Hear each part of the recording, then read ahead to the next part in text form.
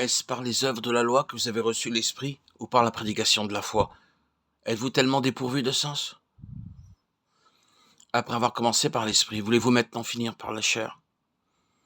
Galates 3, 2, 3. Quand nous parlons de l'éveil ou de l'approfondissement ou de l'affermissement de la vie spirituelle, cette vie spirituelle nous apparaît faible, entachée d'erreurs et de péchés.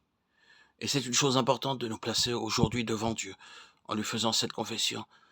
Seigneur, notre vie spirituelle n'est pas ce qu'elle devrait être.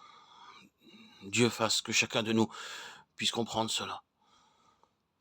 Lorsque nous regardons autour de nous et que nous considérons l'Église, nous voyons tant de marques de faiblesse, de péché, tant d'échecs et de manquements, que nous nous trouvons contraints de demander pourquoi cela.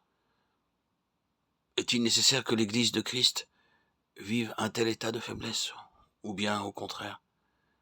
Est-il possible actuellement que le peuple de Dieu vive toujours dans la joie et avec la force que Dieu donne?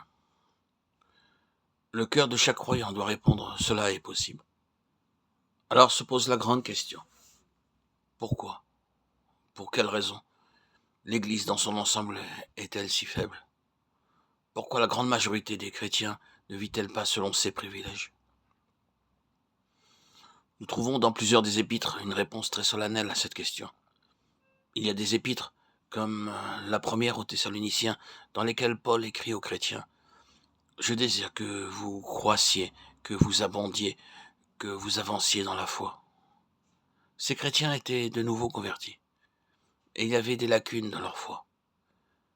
Mais leur état spirituel était satisfaisant, et l'apôtre en avait une grande joie, et il écrivait: « Je prie Dieu pour que vous abondiez de plus en plus, pour que vous avanciez de plus en plus. » Mais il y a d'autres épîtres où l'apôtre prend un ton bien différent, en particulier dans les épîtres aux Corinthiens et dans l'épître aux Galates.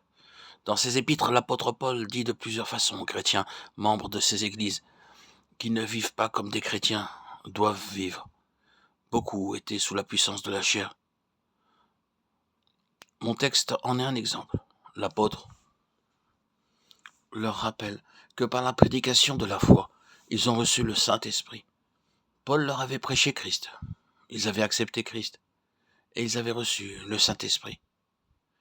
Mais qu'était-il arrivé? Ayant commencé par l'Esprit, ils avaient essayé d'achever par la chair, par leur propre effort, l'œuvre que le Saint-Esprit avait commencée. Nous trouvons le même enseignement dans les épîtres aux Corinthiens.